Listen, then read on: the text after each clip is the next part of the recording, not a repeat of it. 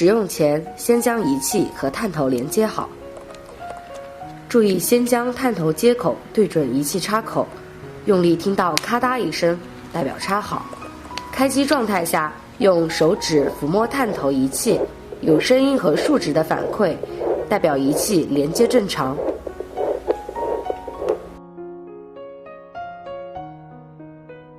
模式1，实时显示胎儿心率值。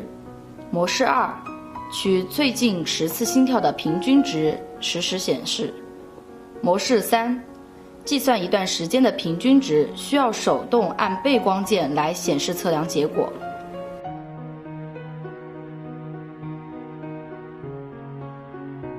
如何寻找胎心的位置？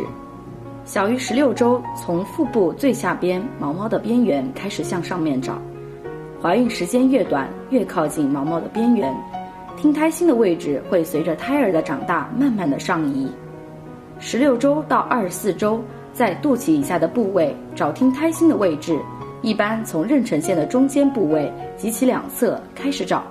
胎心一般在胎动的另一侧，如果腹部左边感觉到胎动，在右侧找胎心；右边感觉到胎动，则在左侧找胎心。24周以后，在肚脐的周围寻找胎心。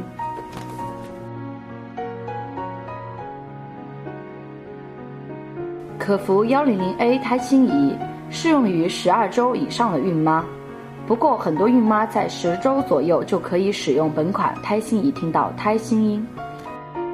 开机后，在探头上抹上适量的耦合剂，平躺下来，胎心会更容易找到，听胎心的效果也会更好。测胎心率需要先听到胎心音，探头和皮肤摩擦产生的数值并不是胎心率。注意探头部分和皮肤完全接触，用一点点力气按压肚皮。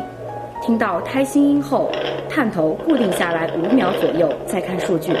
正常的值一般在120到160之间波动，30左右的数值是起血流的声音，在其附近可以找到胎心音。数值在70左右的妈妈脉搏，应该换其他的位置再次寻找。区分胎心音、起血流、腹部动脉的声音。胎心音是节奏比较快的有力的咚咚声或者轰轰声。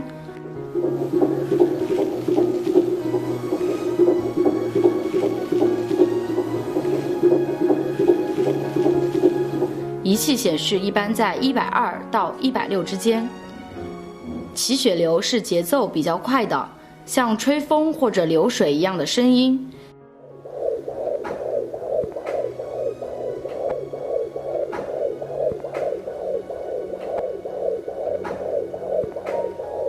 仪器显示一般在30左右。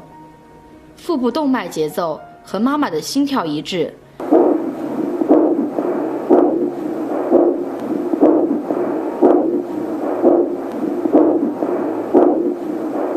仪器一般显示70左右。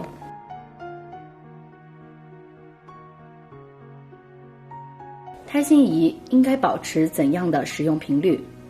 每天早中晚各听一次。如果遇到胎儿胎动情况异常，也应该及时监听。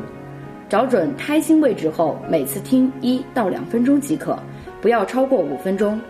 使用时，扬声器不要放在肚皮上，因为主机扬声器发出的声音会通过肚皮传给宝宝，影响宝宝的休息。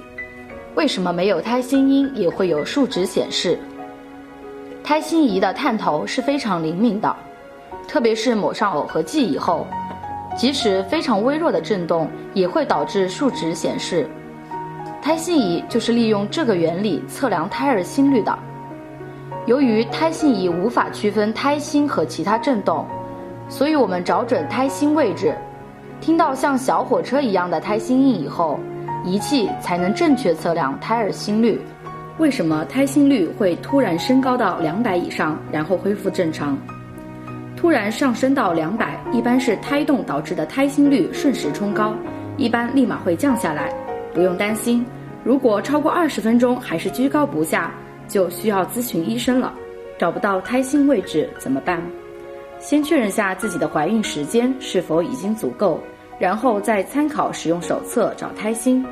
胎心在早上会比较容易找到，找不到胎心的妈妈可以在早上多多尝试。